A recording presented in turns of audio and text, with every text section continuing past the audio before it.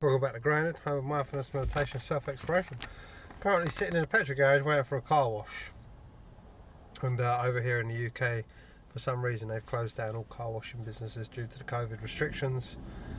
So like all the car washes are packed, but I thought I'd use this as an opportunity to talk a little bit about spirituality. I mean, what else am I gonna be talking about? But really, when you become so awakened, it's the only thing that resonates, that holds and carries any kind of passion. It's definitely a passion. Spirituality is definitely a passion.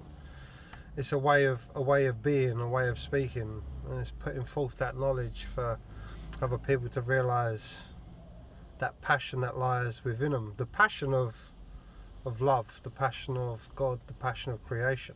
Because really that's what we're talking about. And when we talk about spirituality, there's so many ideas and so many concepts people have of what being spiritual means, but I'm going to try to crush all concepts in this video to understand that spirituality cannot be grasped through a concept, and when you try to define it and put it in a box, you miss the mark completely.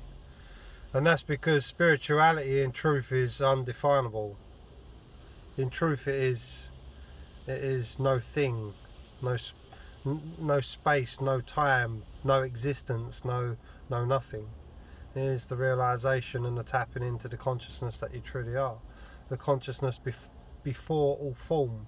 The consciousness that is what remains after your body perishes and your life. The experience comes to an end, because in truth your life never ends, because your life never began.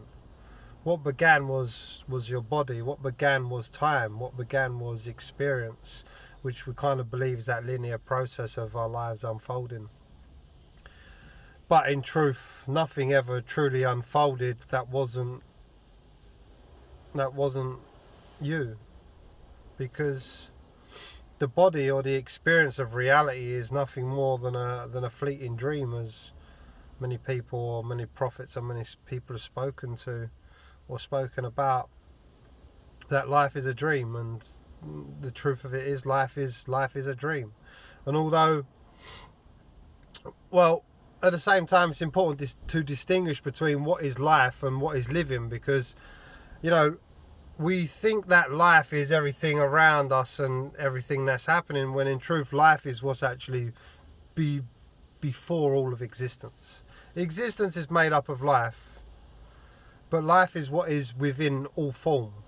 So it's life that speaks through me. It's life that allows you to have an experience. It's life that's allowing you to have the experience. But when we define life as being a body, or we define life as being a form, then we miss the mark. Because life is the unextinguishable. Life is the very fundamental that makes up all of reality. Life is the unchangeable. It's the unchanging. Life forms of life change. Reality, which is made up of life, existence, is changeable. The whole of existence is a continuous changing process. Just like all of the life forms within existence are continually changing, continually evolving, continually adapting, the environment's always changing. So life is not the environment, or life is not the life forms. Life is that which makes up all of the life forms. Life is prior to existence. And that's the truth of what we realize through spirituality. But how can you grasp that? How can you understand that? You can't. You can't mentally understand it. You can't grasp it on an intellectual level. It's a deep knowing within you that life is prior, and that you are life. You are life before the forms. And that's what spirituality is. It's realizing that you are life. The actual realization of the direct knowledge of life now, and you are that, and that is the indestructible. But when we're so associated with the form, when we're so associated with the mind and with the body, then our sense of self, which is the idea that we are this mind, and that we are the idea that we are this body, is what we we lose. When the body dies, the mind and the memory dies with it. Now the key to unlocking the truth to who you are, the key to unlocking the truth of what life's about, is unlocking that which is attached to the mind and body. Because it's only life identifying with the form. It's the lifeless, or it's life identifying with. It's the formless identifying with the form. I mean, you can't understand this. If you're trying to understand this, you're just going to go well over your head. Because you can't grasp it. You can't intellectually understand it. You can formulate a concept, but then to formulate a concept is to miss the mark. So the only thing that you can really do when you're in the vicinity of this kind of information is to be receptive. Because when you're being receptive, it's life within you that has that receptivity. It's life receptive to its own knowledge. And life, in truth, needs no knowledge of itself. Because as soon as we house knowledge, we make it other. We make it separate from ourselves. This is why the mind can't understand it, because the mind needs to make something out of it. It needs to formulate something. Well, how can you formulate something that is formless? It's like space is all around you. Like, we're so immersed within the forms that we actually miss the whole space, which is the formless. If you look at the space around you, that's the formless. Now you try to grasp that. You try to make something out of that. You can't. You miss the mark.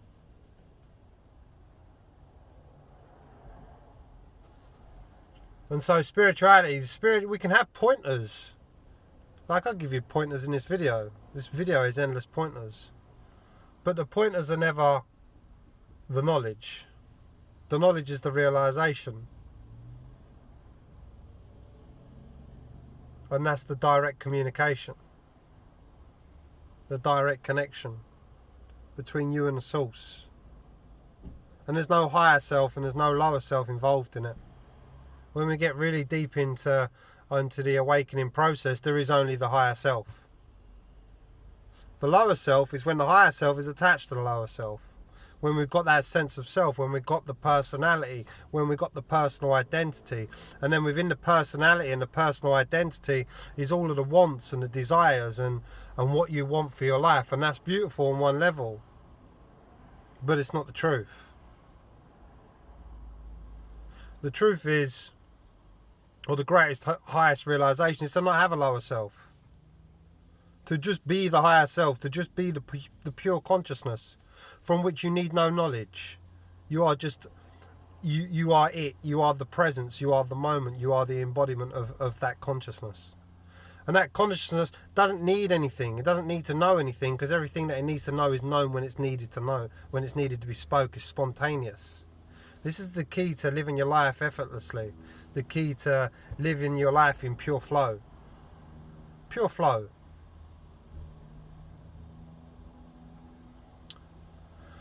The nursery rhyme, row, row, row your boat gently down the stream.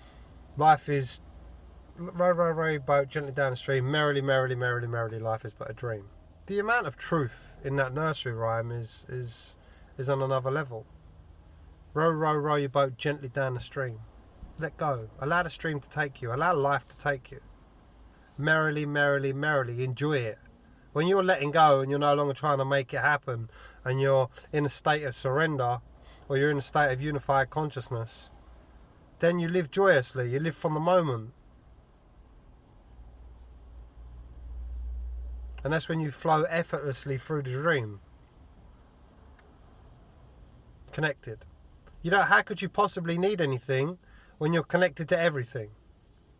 You see, and again, this tosses out the idea of law of attraction, which is a law. Don't get me wrong, it's a law of attraction. It is a law, but when you're in pure consciousness and you're in the pure state of unity, you can only attract that. You can only reflect that. That can only be a mirror. So the more you purify yourself, the law of attraction is working for you all of the time, regardless. Anyway, just for most people, it's working unconsciously, which means we're attracting a whole load of shitty situations, and we're blaming the shitty situations, and we go, well, life's causing me to feel this way. when in truth you're creating everything, every situation, every scenario. But when we get to the point of consciousness, the realization, the purification of pure being, you're connected to the infinite source, and so the law of attraction goes out the window, because of the knowledge is inherent within the consciousness. The knowledge is inherent within the consciousness. The consciousness of life knows everything. It's the vastest, most uncomprehendable intelligence. Is so vast and so intelligent that there is no way that a human being could even house 1% of the intelligence that it is. And although it has no knowledge outside of itself, it is pure knowledge. It is pure knowledge. But because it is pure knowledge, it doesn't have knowledge. It doesn't have knowledge. You see, if you have knowledge, then here's me and here's my knowledge. Here's me and here's having something. Life is pure knowledge of itself. So once you're connected to that, merrily, life is but a dream, then you can enjoy your life. Because you know you are the creator. You know you are manifesting from the unknown, from the source. And the source, which is that connectedness, the source, which is that unified field of oneness, when you're drawing from the field, you can't create separation. You can only create unity. You can only unify all things. It's only the identity that creates the separation.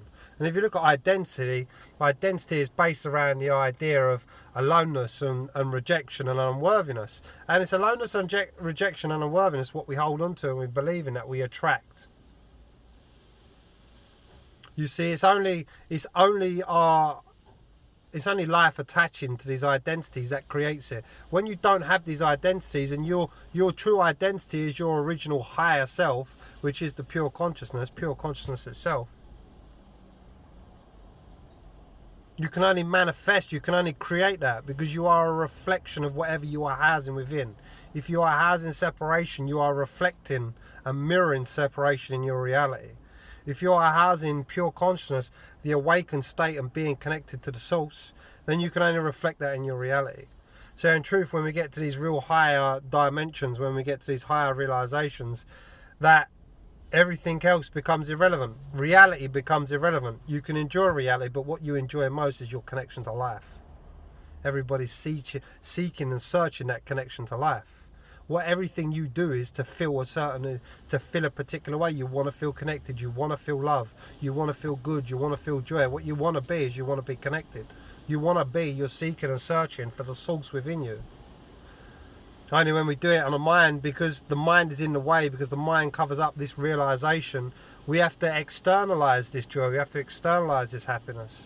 And then we go seeking in the world through things and objects and never actually getting there.